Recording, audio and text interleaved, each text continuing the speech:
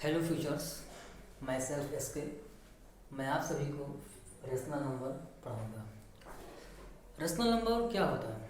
Rational number वही होता है जिसको हम पी बाई क्यू के रूप में लिख सकते हैं। पी बाई क्यू मतलब कि बटे के रूप में जिसको हम लिख सकें, वो सभी रेशनल नंबर होते हैं। यहाँ पे एक्स बाई वाई भी लिखा जा सकता है, लेकिन बुक में पी बाई क्यू माना गया है। यहाँ ऊपर अंश में क्या है? पी, और हर में क्या है? क्यू। मतलब जिसको आप अंश बटे हर के रूप में लिख सकते हैं उसको क्या कहते हैं? रेशनल नंबर कहते हैं। जैसे 3/4, 5/8, 6/9, यानी जिसको भी हम पी बाई क्यू रूप में लिख सकें वो सभी क्या है? Rational number.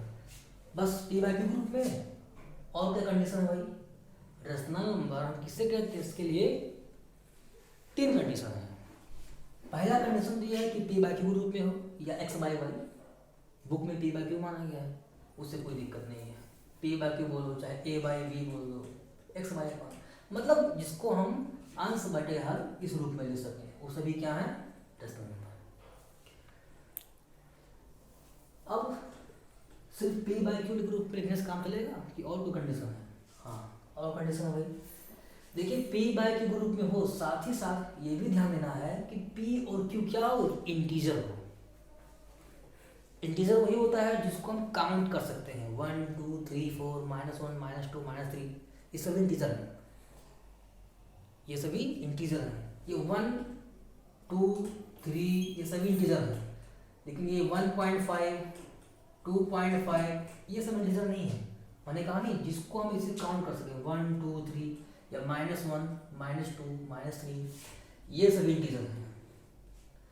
तो कहने का मतलब ये 1 2 3 4 कहाँ तक भाई? इनफाइनाइट तक। ये -1 -2 इनफाइनाइट तक, बीच में 0 भी होता है। ये सभी इंटीजर है। इसको बोलते हैं बीच, मतलब यहाँ पे ये होता है आपका पॉजिटिव इंटीजर, ये होता है आपका नेगेटिव इंटीजर, और यहाँ पे आपका 0 इंटीजर है। यही तीनों इंटीजर हैं। तो कहने का मतलब पी बाई क्यू के रूप में लिखा हो, साथ ही साथ पी और क्यू क्या होना चाहिए? इंटीजर होना चाहिए। पी और एंड क्यू क्या होना चाहिए? इंटीजर होना चाहिए। पी एंड क्यू इंटीजर होना चाहिए। क्या है? जहां पे क्यू 0 ना हो, मतलब क्यू इंटीजर हो, हमने बोला पी एंड क्यू इंटीजर होना चाहिए, लेकिन क्यू 0 इंटीजर नहीं होना चाहिए। क्यू पॉजिटिव इंटीजर हो या नेगेटिव इंटीजर हो, 0 इंटीजर नहीं होना चाहिए। एग्जाम्पल देखिए आपको, जैसे यहाँ पे लिखा है 3/4, तो ये तो आपका क्या हुआ? रेशनल नंबर हो गया। 5/8 ये भी रेशनल नंबर हुआ। 0/9 ये भी रेशनल नंबर है। मतलब आपका P जो है वो पॉजिटिव, नेगेटिव, 0 ये तीनों इंटीजर हो सकता है, लेकिन Q जो है सिर्फ और सिर्फ पॉजिटिव और नेगेटिव होगा, 0 इंटीजर नहीं होगा। ठीक, बस। हाँ, तो हम क्या देख रहे थे भाई? तो ओवरऑल हमारा कहने का मतलब ये था कि जिसको हम पी बाई क्यू ग्रुप में लिख सकें। और दूसरा पॉइंट क्या है? पी क्या हो? पॉजिटिव इंटीजर हो या फिर नेगेटिव इंटीजर हो या फिर 0 इंटीजर हो, कोई प्रॉब्लम नहीं है। पी आपका चाहे पॉजिटिव इंटीजर हो, चाहे नेगेटिव इंटीजर हो, और चाहे 0 इंटीजर हो, इंटीजर होना चाहिए। पॉजिटिव इंटीजर, नेगेटिव इंटीजर और 0 इंटीजर। और यहाँ पे जो क्यू है, क्यू सिर्फ पॉजिटिव होना चाहिए या फिर नेगेटिव होना चाहिए। पॉजिटिव इंटीजर या फिर नेगेटिव इंटीजर, 0 इंटीजर नहीं होना चाहिए। ये बात ध्यान रखिएगा। पी आपका पॉजिटिव इंटीजर हो, नेगेटिव इंटीजर हो, 0 चलेगा, लेकिन क्यू सिर्फ पॉजिटिव और नेगेटिव, 0 नहीं होना चाहिए। जैसे एग्जाम्पल के लिए अगर यहाँ पे कहीं लिखा है 5/9 रेशनल नंबर हुआ, इधर -2/8 ये भी रेशनल नंबर है, क्यों रेशनल नंबर है? क्योंकि ये नेगेटिव इंटीजर है, हाँ हो सकता है, यहाँ लिखा है कि क्या होता है, नेगेटिव इंटीजर हो सकता है। क्यों देखिए पॉजिटिव इंटीजर है, हाँ हो सकता है। यहाँ पे दोनों पॉजिटिव है, अच्छी बात है, ये आपका दोनों क्या हुआ, रेशनल नंबर हुआ। लिखा है 0/8 ये भी रेशनल नंबर है, क्यों? क्योंकि पी आपका क्या है, जीरो इंटीजर, देखिए जीरो इंटीजर हो सकता है।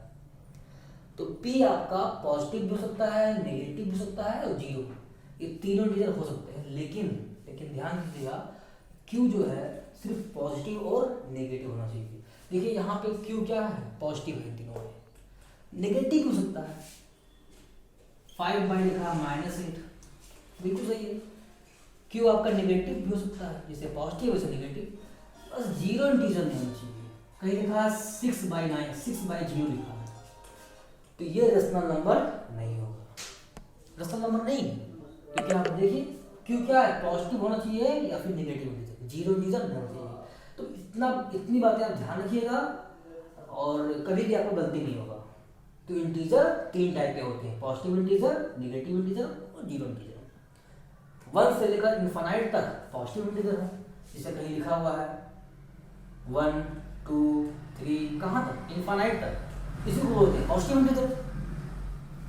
और इधर देखिए -1 -2 -3 कहाँ तक, इनफाइनाइट तक, ये सब क्या है, नेगेटिव इंटीजर। ये नेगेटिव हो गया, ये पॉजिटिव हो गया, और बीच में जीरो भी होता है। जीरो ना तो पॉजिटिव है और ना ही नेगेटिव है, जीरो अपने आप में एक अलग इंटीजर है।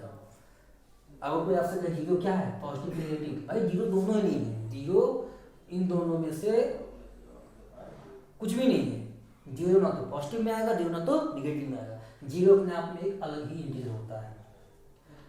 तो यहाँ पे देख सकते हैं आप इंटीजर 3 टाइप के हैं।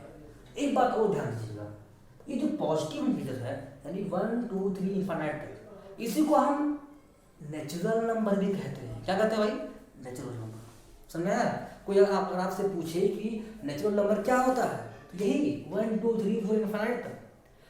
आज अक्सर बच्चों से पूछा जाता है कि नेचुरल नंबर क्या होता है, प्राकृतिक संख्या क्या होता है, तो कोई बच्चे बोलते हैं सर 0 से लेकर 9 तक। मतलब अपना लॉजिक लगाने लगते हैं, नेचुरल यानी प्राकृतिक, यानी 0 से लेकर 9 तक उनको लगता है 0 से लेकर 9 ही मेन है, बाकी इन्हीं से सब नंबर बने हैं। तो ये सोच के बताते हैं बच्चे कि 0 से लेकर 9 तक, ये 0 से लेकर 9 तक, 0 से लेकर 9 तक उन्होंने क्या सोचा, उनको लगा कि 0 से 9 यही नंबर है, इन्हीं से सब बनते हैं जितने भी नंबर हैं। और कुछ बच्चे ऐसे